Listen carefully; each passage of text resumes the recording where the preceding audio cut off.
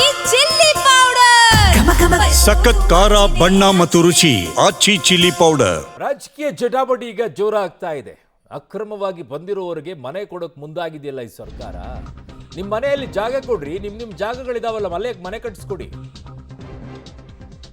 ಸ್ಥಳೀಯ ಶಾಸಕ ಕೃಷ್ಣ ಬೈರೇಗೌಡರಿಗೆ ಮಾಹಿತಿ ಇದೆಯೋ ಇಲ್ವೋ? ಸ್ಥಳೀಯ ಶಾಸಕರಿಗೆ ಗೊತ್ತಿಲ್ಲದೆ ಇದೆಲ್ಲ ನಡೀತಾ? ಇಷ್ಟು ದೊಡ್ಡ ಒತ್ತುವರಿಯ ಬಗ್ಗೆ ಸಚಿವ ಕೃಷ್ಣ ಬೈರೇಗೌಡರಿಗೆ ಮಾಹಿತಿ ಇಲ್ವಾ? ಪರ್ಯಾಯ ವ್ಯವಸ್ಥೆಗೆ ಸ್ಥಳೀಯ ಶಾಸಕರು ಫಲಾನುಭವಿಗಳ ಗುರುತಿಸಬೇಕು. ವಿದೇಶದಲ್ಲಿರೋ ಕೃಷ್ಣ ಬೈರೇಗೌಡರಿಗೆ ಮಾಹಿತಿ ಇದೆಯೋ ಇಲ್ವೋ ಅನ್ನುವಂಥ ಪ್ರಶ್ನೆಯನ್ನ ಎತ್ತಾ ಇದ್ದಾರೆ.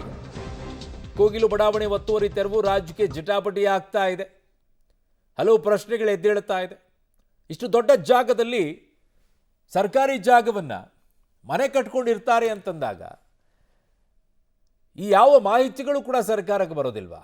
ಕಂದಾಯ ಮಂತ್ರಿಗಳಿಗೆ ಬರೋದಿಲ್ಲ ಅಂತಾರೆ. ವೆರಿ ಶಾಕಿಂಗ್ ಇದು. ಯಾಕೆ ಸ್ಥಳೀಯವಾಗಿರುವಂಥ ಅಧಿಕಾರಿಗಳು ಯಾರು ಹೇಳೋದಿಲ್ವಾ? ಕೋಗಿಲು ಬಡಾವಣೆ ಅಂತ ಮಾಡ್ಕೊಳ್ತಾರೆ, ಅಲ್ಲಿ ಶೆಡ್ ಹಾಕ್ಕೊಂಡು ಅಕ್ರಮವಾಗಿ ಇರ್ತಾರೆ. ಅವರು ಬಾಂಗ್ಲಾದಿಂದ ಬಂದಿರೋರು ಅನ್ನುವಂಥದ್ದಿದೆ. ಅವ್ರ ಹತ್ರ ಯಾವ ದಾಖಲೆಗಳು ಕೂಡ ಇಲ್ಲ. ಈ ಬಗ್ಗೆ ಯಾರು ತಲೆ ಕೆಡಿಸ್ಕೊಳ್ಳೋದಿಲ್ವಾ? ಕೋಗಿಲು ಲೇಔಟ್ನಲ್ಲಿ ಅಕ್ರಮ ವಾಸಕ್ಕೆ ಕಾರಣರು ಯಾರು? ಸಚಿವ ಕೃಷ್ಣ ಬೈರೇಗೌಡ ಅತ್ಯಾಪ್ತ ವಸೀಂ ಮುಖ್ಯ ಕಾರಣನ? 4 ಲಕ್ಷ ಪಡೆದು ಮನೆ ಶೆಡ್ ಹಾಕಿಸಿದ್ರ ವಸೀಂ? ಕಾಂಗ್ರೆಸ್ ವೋಟ್ ಬ್ಯಾಂಕ್ ರಾಜಕೀಯ ವೇದಿಕೆ ಕಾರಣನ? ಬಿಜೆಪಿ ನಾಯಕರ ಗಂಭೀರ ಆರೋಪ ಇದು. ಓಟಿಗೋಸ್ಕರ ಯಾವ ಹಂತಕ್ಕೆ ಬೇಕಾದರೂ ಕೂಡ ಯಾರು ಬೇಕಾದರೂ ಹೋಗ್ತಾರೆ. ಒಂದಿಷ್ಟು ವೋಟರ್ಸ್ಗಳು ಹೆಚ್ಚಾಗ್ತಾರೆ ಬಿಡಿ, ನಾಳೆ ಚುನಾವಣೆಗೆ ಚೆನ್ನಾಗಾಗತ್ತೆ. ಅವ್ರಿಗೆ ವೋಟರ್ ID ಕಾರ್ಡ್ ಮಾಡಿಸ್ಕೊಡೋದು, ಆಧಾರ್ ಕಾರ್ಡ್ ಮಾಡಿಸ್ಕೊಡೋದು. ಇಲ್ಲಿ ದೇಶದ ಬಗ್ಗೆ ಭಕ್ತಿ ಇದ್ದರೆ, ದೇಶದ ವಿಚಾರದಲ್ಲಿ ಪ್ರೀತಿ ಇದ್ದರೆ ಇಲ್ಲಿ ಅವರಿಗೆ ಮಾನ್ಯತೆಯನ್ನು ಕೊಡಿ. ಆಚೆ ಬಂದಿರೋರಿಗೆಲ್ಲ ನಿಮ್ಮ ಓಟಿಗೋಸ್ಕರ ಅಸಹ್ಯ ಅನಿಸಪ್ತಪ್ಪ ನಿಮ್ಮ ಬಗ್ಗೆ ಮಾತಾಡೋಕ್ಕೆ.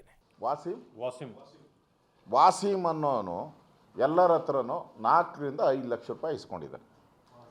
ವಾಸೀಮ್ ಅವು ಕಾಂಗ್ರೆಸ್ಸಿನ ಲೀಡರ್. ಇನ್ನೊಬ್ಬನ ಹೆಸರು ಐತೆ, ಅದು ಕೊಡ್ತೀನಿ. ವಾಸೀಮ್ ಅಂತ ಕಾಂಗ್ರೆಸ್ ಲೀಡ್ರು. ಅವನೆಲ್ಲರ ಹತ್ರ 4 ರಿಂದ 5 ಲಕ್ಷ ರೂಪಾಯಿ ಇಸ್ಕೊಂಡಿದ್ದಾನೆ. ಅದಕ್ಕೆ ಎಲ್ಲರಿಗೂ ಅಗ್ರಿಮೆಂಟ್ ಮಾಡಿಕೊಟ್ಟಿದ್ದಾನೆ, GPA ಮಾಡಿಕೊಟ್ಟಿದ್ದಾನೆ. ಆ ದಾಖಲೆನೂ ಅಧಿಕಾರಿಗಳ ಹತ್ರ ಇದೆ. ಈಗ ರೀಸೆಂಟ್ ತೆಗೆದಿರೋದು. ಹಾಂ, 4 ಲಕ್ಷ, 4 ರಿಂದ 4 ಲಕ್ಷ 5 ಲಕ್ಷ ಹಂಗೆಲ್ಲ ಇಸ್ಕೊಂಡಿದ್ದಾನೆ. ಹಾಂ, ಅಲ್ಲಿ 20,000 ಕೊಟ್ಟು ಆಧಾರ್ ಮಾಡಿಸ್ಕೊಂಡು ಬಂದವರಲ್ಲ, ಇರೋದೇ ಕೊಟ್ಟಿರೋದು. ಒನ್ ಟೈಮ್ ಕೊಟ್ಟಿದ್ದಾರೆ ಅಂತಲ್ಲ, 2 ಲಕ್ಷ ಅಡ್ವಾನ್ಸ್ ಕೊಟ್ಟಿರ್ತಾರೆ, ಅಗ್ರಿಮೆಂಟ್ ಮಾಡಿಕೊಟ್ಟಿರ್ತಾನೆ.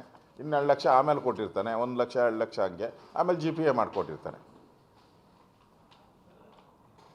ಅಂದರೆ ಕಾಂಗ್ರೆಸ್ ಪ್ರಾಯೋಜಿತ ಅಕ್ರಮ. ಅದೇ ಕೃಷ್ಣ ಬೈರೇಗೌಡರಿಗೆ ವೋಟ್ ಬ್ಯಾಂಕ್ ಬೇಕು.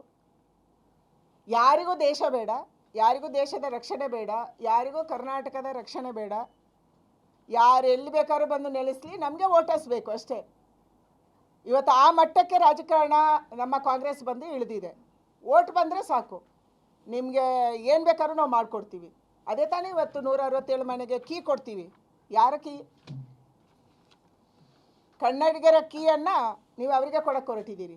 ನನ್ನ ಸಹೋದ್ಯೋಗಿ ಈಗ ಪೊಲಿಟಿಕಲ್ ಬ್ಯೂರೋಯಿಂದ ಸುಖೇಶ್ ನನ್ನ ಸಂಪರ್ಕಕ್ಕೆ ಸಿಗ್ತಾ ಇದ್ದಾರೆ. ಸುಖೇಶ್, ರಾಜ್ಯದಲ್ಲಿ ಅನೇಕರಿಗೆ ಇನ್ನೂ ಕೂಡ ಮನೆಗಳು ಸಿಕ್ಕಿಲ್ಲ. ಅನೇಕ ಅರ್ಜಿಗಳು ಇನ್ನೂ ಹಾಗೆ ಪೆಂಡಿಂಗ್ ಇದ್ದಾವೆ. ಅವ್ರುಗಳಿಗೆ ಮನೆ ಕೊಡೋ ಬಗ್ಗೆ ಯೋಚನೆಯನ್ನ ಮಾಡದೇ ಇರುವಂಥ ಸರ್ಕಾರ ಇಲ್ಲಿ ಯಾರೋ ಅಕ್ರಮವಾಗಿ ಬಂದು ವಲಸೆ ಮಾಡುವಂಥವ್ರಿಗೆ ಬಗ್ಗೆ ಇಷ್ಟೊಂದು ಪ್ರೀತಿ ಕಾಳಜಿ, ಅಬ್ಬಬ್ಬಬ್ಬಬ್ಬ, ಏನ್ರಿ ಇವರಿಗೆಲ್ಲ ಇಷ್ಟೊಂದು?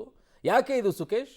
ಅರುಣ್, ಅಲ್ಲಿ ಅಕ್ರಮವಾಗಿ ಬೇರೆ ಕಡೆಯಿಂದ ವಲಸೆ ಬಂದವರು ಅನ್ನೋದ್ರ ಬಗ್ಗೆ ಕೂಡ ದಾಖಲೆಗಳ ಪರಿಶೀಲನೆ ನಡೀತಾ ಇದೆ. ಒಂದು ವಿಚಾರ. ಎರಡನೇದಾಗಿ ಅವರು ಅಲ್ಲಿ ಸರ್ಕಾರಿ ಜಾಗದಲ್ಲಿ ಅಕ್ರಮವಾಗಿ ನೆಲೆಸಿದ್ರು ಅನ್ನುವಂಥದ್ದು ಸಾಬೀತಾಗಿರುವಂಥದ್ದು, ಮತ್ತು ಸರ್ಕಾರಿ ಜಾಗವನ್ನು ಭೂ ಕಬಳಿಕೆ ಮಾಡಿಕೊಂಡ್ರೆ ಅನ್ನೋ ಕಾರಣಕ್ಕೆ ಅವ್ರನ್ನೆಲ್ಲ ಡೆಮಾಲಿಷನ್ ಮಾಡಿರುವಂಥದ್ದು, ಅವ್ರನ್ನೆಲ್ಲ ಒಕ್ಕಲೆಬ್ಸಿರುವಂಥದ್ದು. ಆದರೆ ಯಾಕೆ ಸರ್ಕಾರಕ್ಕೆ ಇಷ್ಟೊಂದು ಆಸಕ್ತಿ, ತರಾತುರಿ ಅನ್ನುವಂಥದ್ದು ಪ್ರಶ್ನೆ. ಅದು ಯಾವುದೇ ಅನುಮಾನಗಳು ಉಳಿದಿಲ್ಲ. ಅದು ಕೇರಳ ಲಾಬಿ, ಹೈಕಮಾಂಡ್ನ ಒತ್ತಡ, ಇವೆಲ್ಲವೂ ಕೂಡ. ಆದರೆ ಅದು ಬೇರೆಯದೇ ಸ್ವರೂಪವನ್ನು ಪಡೆದುಕೊಳ್ತು ಇಲ್ಲಿ ಯಾರ್ಯಾರು ಇದ್ರು ಅಲ್ಲಿ ಅನ್ನುವಂಥ ಕಾರಣಕ್ಕಾಗಿ. ಆದರೆ ಇದಕ್ಕಿಂತ ಹಿಂದೂ ಕೂಡ ಸರ್ಕಾರಿ ಜಾಗದಲ್ಲಿ ಅಕ್ರಮವಾಗಿ ನೆಲೆಸಿದವ್ರನ್ನ ಒಕ್ಕಲೆಬ್ಸಲಾಗಿದೆ. ಕೆಲವೊಂದು ಪ್ರಾಕೃತಿಕ ಹಾನಿಗೊಳಗಾದಂಥವ್ರಿಗೆ ಇದುವರೆಗೂ ಕೂಡ ಸೂಕ್ತವಾದಂಥ ಮನೆಗಳನ್ನು, ಪರಿಹಾರವನ್ನು ಸರ್ಕಾರ ಕೊಟ್ಟಿಲ್ಲ. ಮೊದಲು ಆದ್ಯತೆ ಮೇಲೆಗೆ ಅವರಿಗೆ ಕೊಡಬೇಕಿತ್ತೇ ಹೊರತು AICCಯಿಂದ ಯಾರೋ ಫೋನ್ ಮಾಡಿದ್ರು, ಕೇರಳದಿಂದ ಯಾರೋ ಫೋನ್ ಮಾಡಿದ್ರು, ಅಂದರೆ ನಮ್ಮನ್ನು ಕೇರಳ ನಿಯಂತ್ರಣ ಮಾಡ್ತಾ ಇದೆಯಾ ಅನ್ನುವಂಥದ್ದು ಪ್ರಶ್ನೆ. ನಮ್ಮ ರಾಜ್ಯ ಸರ್ಕಾರ ಕೇರಳದ ಒಂದು ಮುಲಾಜ್ನಲ್ಲಿ ಇದೆಯಾ ಅನ್ನುವಂಥದ್ದು ಕೂಡ ಪ್ರಶ್ನೆ ಆಗುತ್ತೆ. ಹಾಗಾಗಿ ಆರಂಭದಿಂದಲೂ ಸರ್ಕಾರ ನಡೆದುಕೊಂಡಂಥ ರೀತಿ ನಿಜಕ್ಕೂ ಒಂದು ರೀತಿಯಲ್ಲಿ ಕೇರಳ ಲಾಬಿಗೆ ಮಣಿದ ರೀತಿಯಲ್ಲಿ ವರ್ತಿಸಿತ್ತು. ಈಗಲೂ ಕೂಡ ಯಾರು ಅರ್ಹರಿದ್ದಾರೆ ಇಲ್ಲ ಅನ್ನುವಂಥ ವಿಚಾರದಲ್ಲೂ ಅಂತಿಮವಾಗಿ ತೀರ್ಮಾನ ತೆಗೆದುಕೊಳ್ಳಿಕ್ಕಾಗಲಿಲ್ಲ. 1ನೇ ತಾರೀಕೆ ಕೊಡ್ತೀವಿ ಅಂದಿದ್ರು, ಅದು ಇನ್ನೂ 2-3 ದಿನಗಳ ಮುಂದೆ ಹೋಗ್ಬೋದು. ಅಂದರೆ ಸೂಕ್ತವಾದ ದಾಖಲಾತಿಗಳ ಕೊರತೆ ಇದೆ ಅನ್ನೋ ಕಾರಣಕ್ಕಾಗಿ ಮಾಡ್ತಾ ಇದ್ದಾರಾ ಅಥವಾ ಬಹುತೇಕರು ಅರ್ಹರು ಅಲ್ಲ ಅನ್ನೋ ಕಾರಣಕ್ಕಾಗಿ ದಿನ ದುಡ್ತಾ ಇದ್ದಾರೆ ಅನ್ನೋದು ಕೂಡ ಪ್ರಶ್ನೆ. ಆದರೆ ಒಂದಂತೂ ಸ್ಪಷ್ಟ, ಇಷ್ಟು ದೊಡ್ಡ ಮಟ್ಟಿಗಿನ ಸರ್ಕಾರಿ ಜಾಗದಲ್ಲಿ ಒತ್ತುವರಿ ಮಾಡಿಕೊಂಡಲ್ಲಿರುವಾಗ ಸಂಬಂಧಪಟ್ಟ ಇಲಾಖೆಗಾಗಲಿ ಅಥವಾ ಸ್ಥಳೀಯ ಶಾಸಕರ ಗಮನಕ್ಕೂ ಬರದ ರೀತಿಯಲ್ಲಿ ಈ ಬೆಳವಣಿಗೆ ಹೇಗಾಯಿತು ಅನ್ನುವಂಥದ್ದು ಕೂಡ ಒಂದು ಪ್ರಶ್ನೆ. ಅರುಣ್.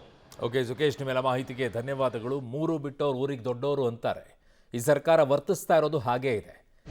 ಎಲ್ಲೆಲ್ಲೆಂದ್ರೂ ಬರ್ತಾರೆ, ದಾಖಲೆಗಳಿಲ್ಲದೆ ಇರೋರಿಗೆಲ್ಲ ಜಾಗ ಕೊಡ್ತಾರೆ. ಇದೇ ರಾಜ್ಯದಲ್ಲಿ ಹುಟ್ಟಿ ಬೆಳೆದಂಥವ್ರಿಗೆ ಇನ್ನೂ ಒಂದು ಮನೆ ಕೊಡೋಕೆ ಯೋಗ್ಯತೆ ಇಲ್ಲ ಸರ್ಕಾರಕ್ಕೆ.